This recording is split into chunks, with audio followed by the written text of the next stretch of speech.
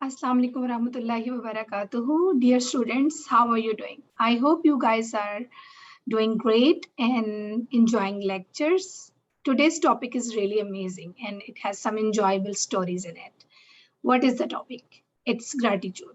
Gratitude means shukr in Urdu and the other word in English is gratefulness.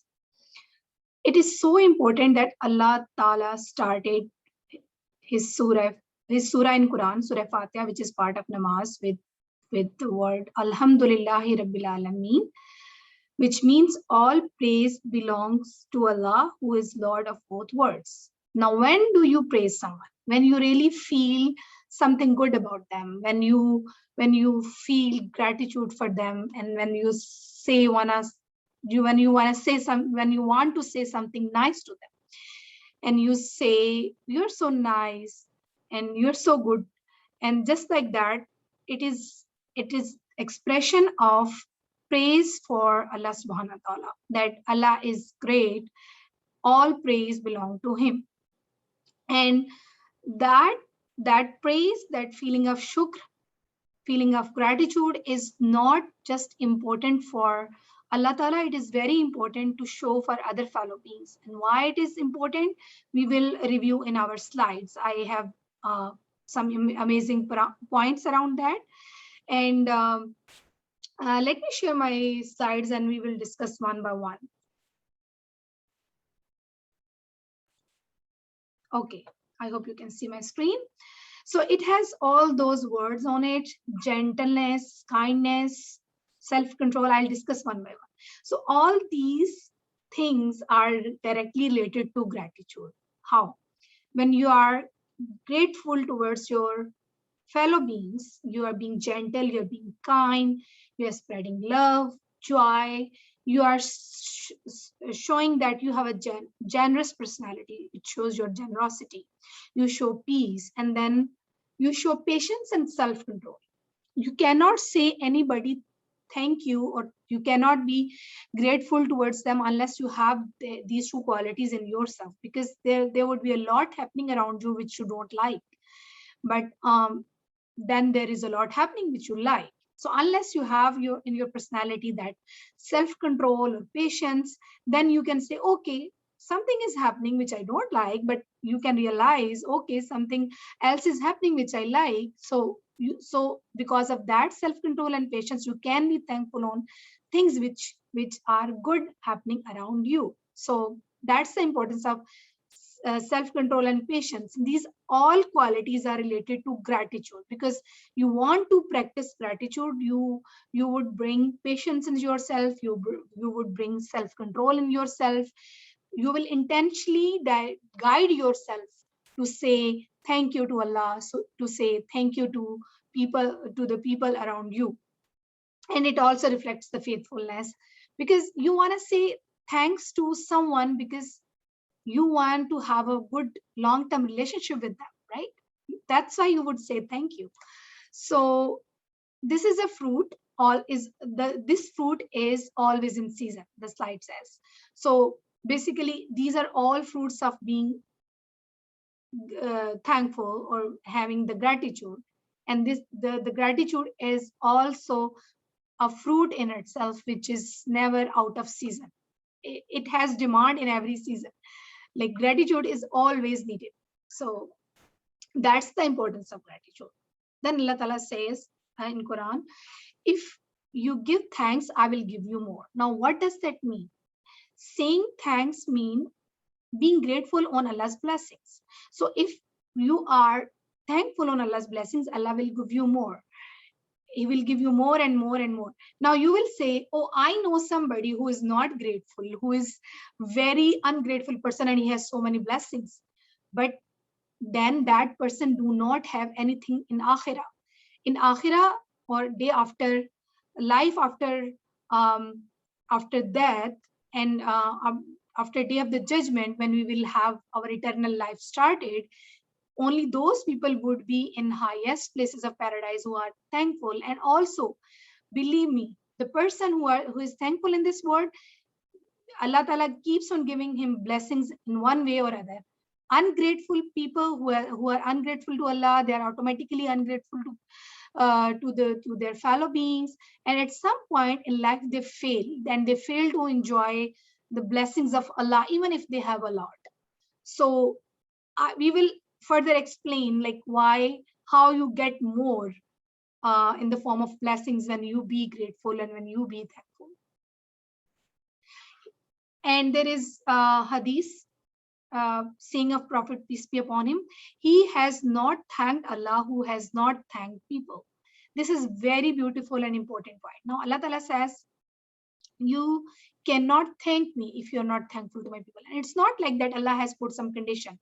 It is very psychological factor which Allah Ta'ala has discussed or told us, or it's a tip that if you want to be thankful to me, you have to be thankful to your fellow beings. Now, next slide is explaining this, that how this thing is a tip for us. It's a guideline for us, because Allah Ta'ala says, I think the wisdom behind it is, if you cannot be thankful to the people who are in front of you, or about the things who are in front of you, you cannot be thankful to Allah who you cannot see.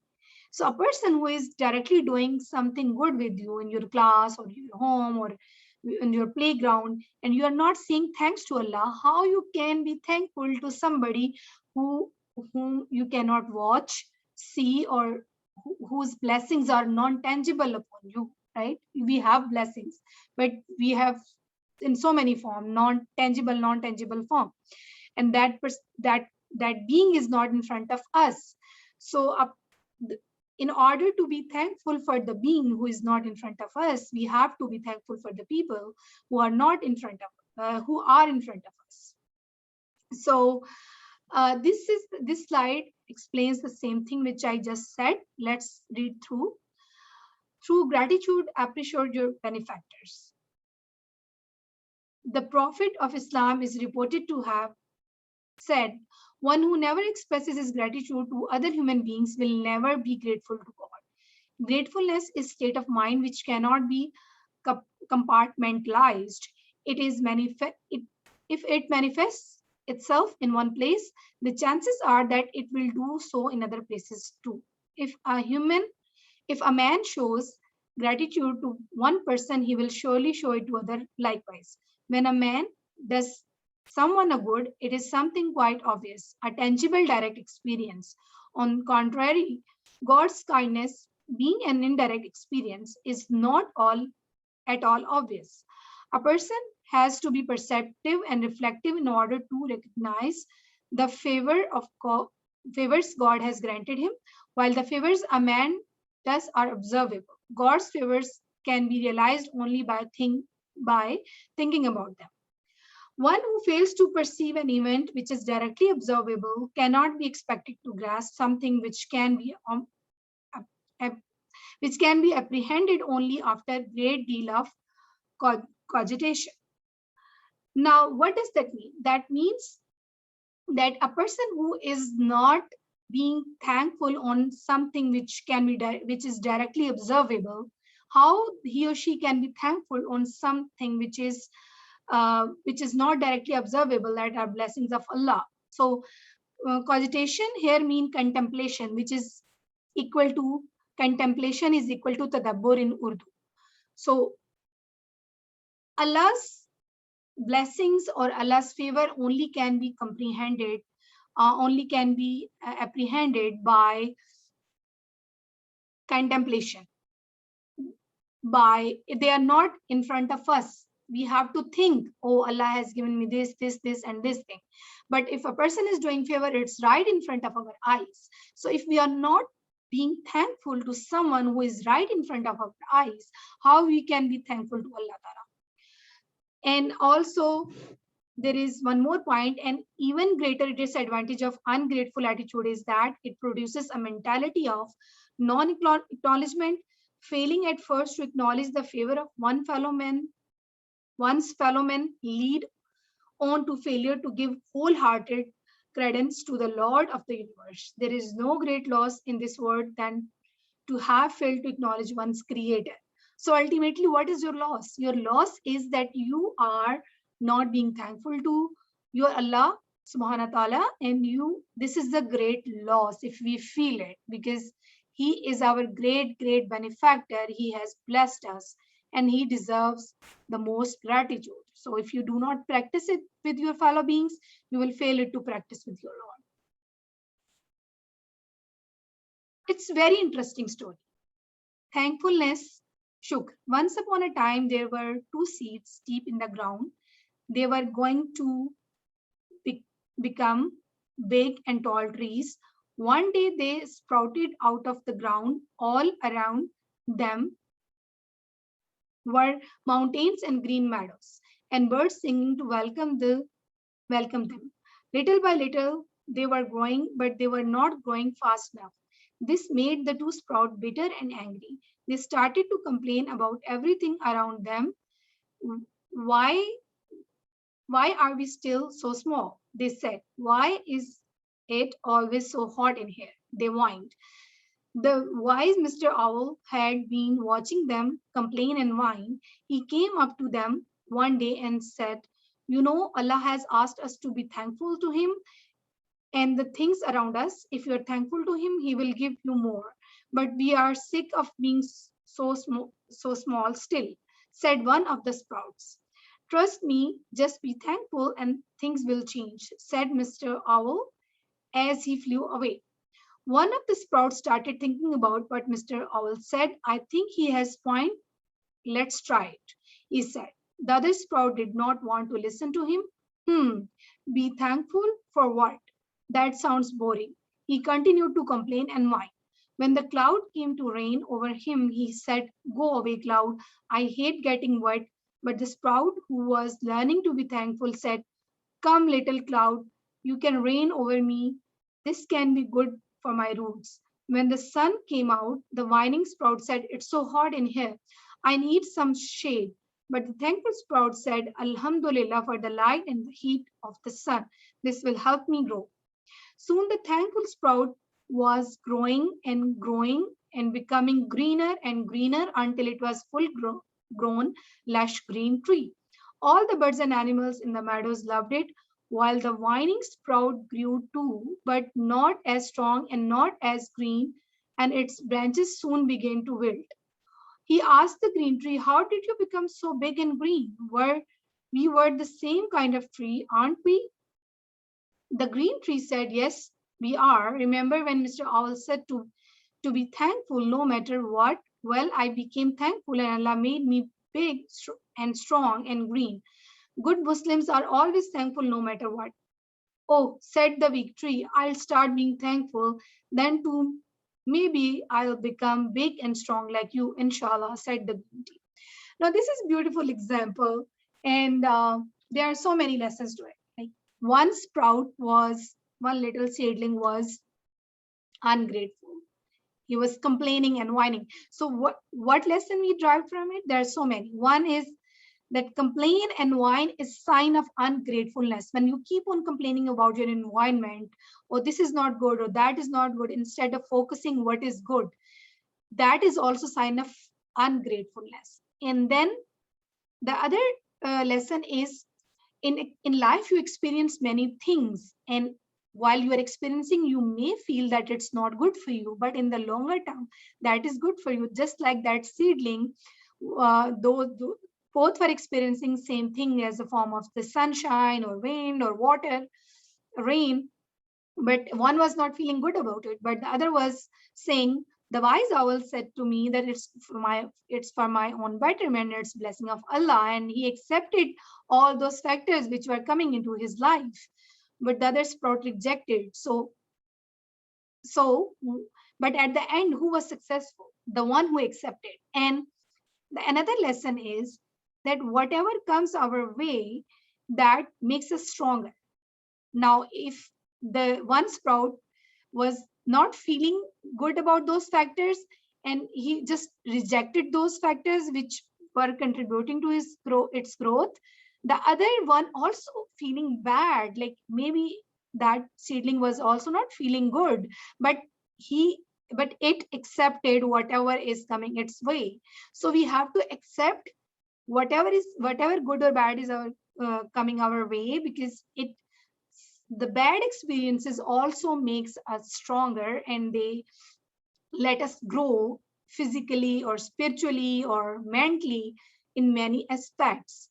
And at the end, the most important lesson is when you are grateful, you make yourself stronger, just like that lush sprout. And once you are stronger, and that you can benefit other people as well, that sprout turned into a strong tree, and now other animals and other birds and other creatures are other creations of Allah subhanahu wa ta'ala are taking benefit of that sprout, which has become now a tree. Just like that, when human being practice gratitude, they become great, they become great personalities, and people start to rely on them, and people appreciate them, and they become source of example for other people, and uh, they can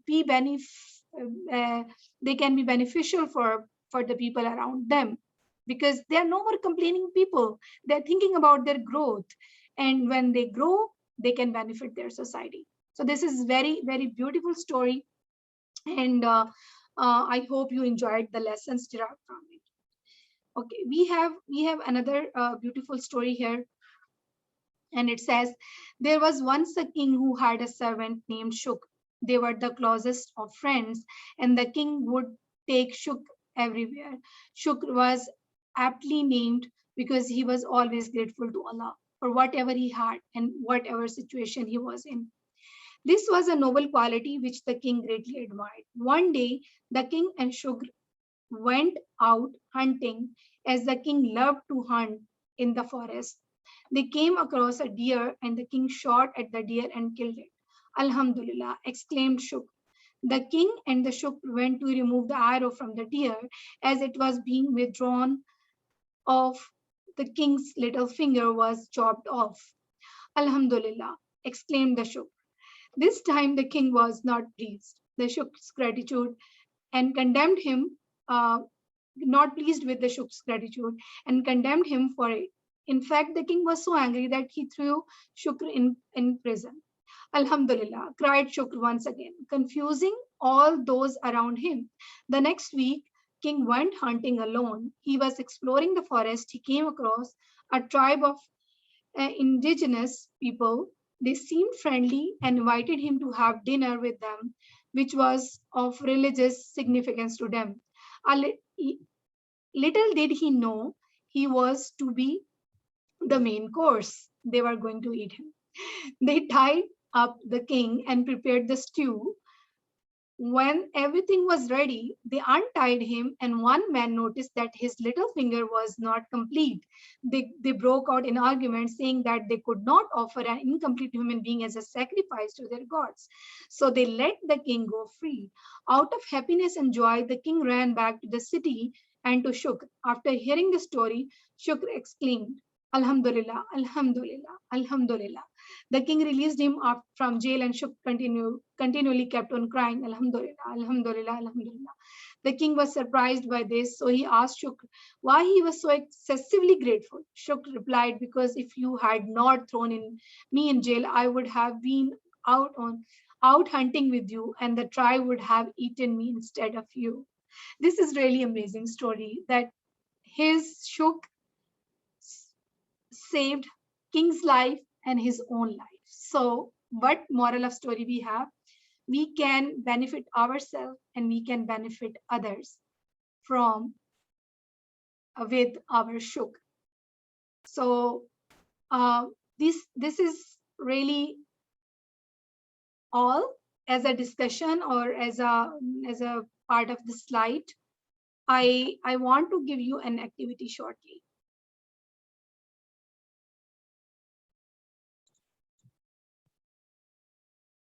Okay, so our today's assignment or activity for the class is some reading and writing practice in the class on these points.